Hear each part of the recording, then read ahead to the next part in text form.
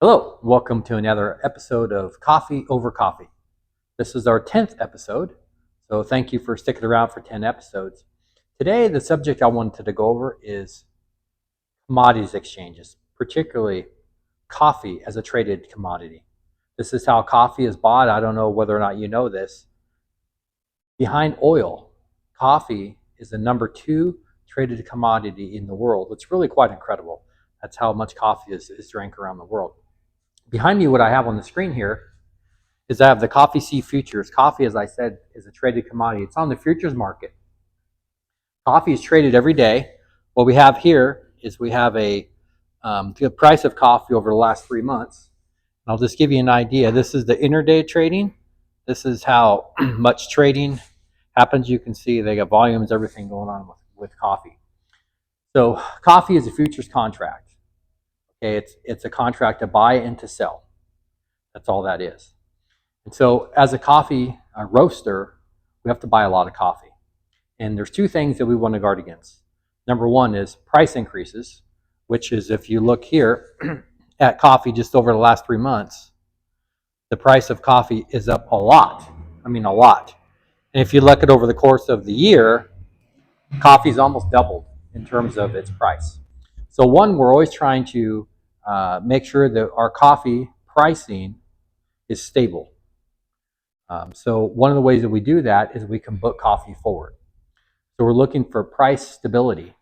We're also looking for product availability. So right now, they tell us that there's a drought in Brazil. Their calendar is opposite of ours. So when we're in the winter, they're in the summer, essentially. So they'll be harvesting, or they're already harvesting. And so here we are in our winter time, not really thinking about that. We're drinking the coffee that was harvested in their summertime. That's going to be coming to us soon. So what we're trying to do is we're going to make sure that the coffee is available to us, so we can make sure it's available to you. And we want to make sure that the price is stable. The last thing I like to do is raise prices. I want prices to be stable. So I never have to have this conversation with my customers saying, well, I'm sorry, we have to raise the price, because some people just can't afford it. So it's annoying for the customer. It's annoying for us as the producer.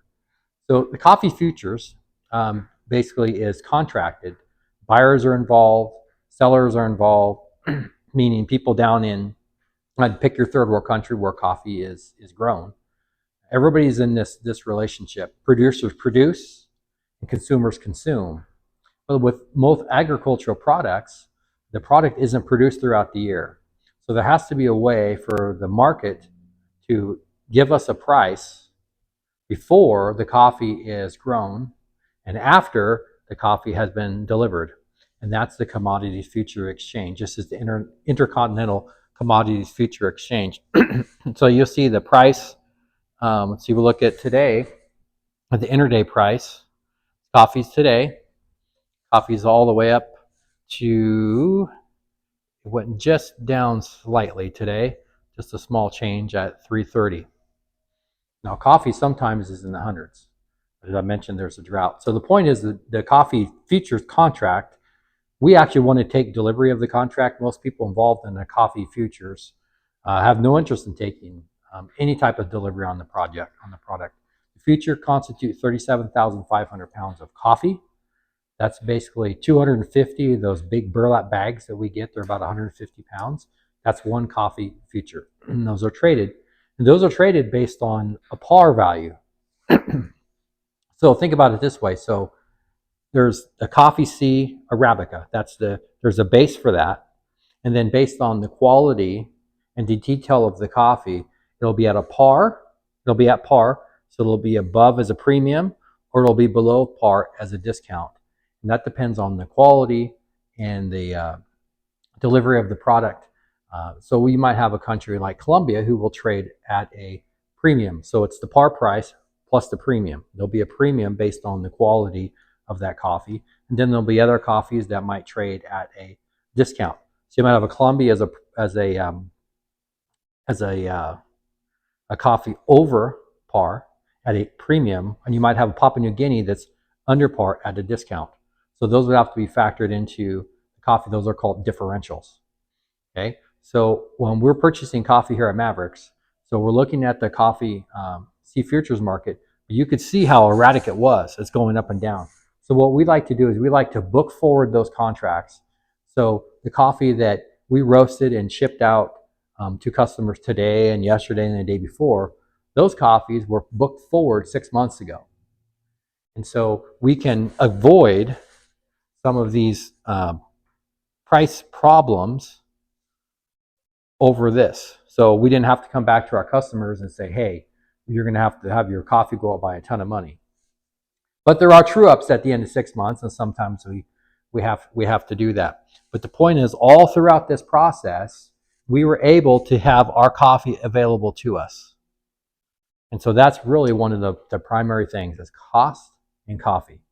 All these contracts are traded daily. They're derivative financial contracts. It's can be very, very, very detailed, very difficult for some folks to understand. What we try to do to simplify this process, make sure you have your coffee. It's at the same price every time, although we do have market fluctuations. Inflation plays a big part in that as well, is we try to book our coffee forward. So that's the nut and bolts of the coffee futures market and how we don't do the trades, but we do book forward. And we do try to make sure our coffee is available. And we try to make it available at the same price to you every single time you buy it. If you have any questions on futures markets, I'll do my best to answer them. You can feel free to go to maverickscoffee.com. You can chat with me. I'll be able to answer your questions. You can leave a comment in this video. You can also just give us a phone call. Be happy to talk coffee with you. I do thank you for your time and thank you for watching our 10th episode. Have a great day.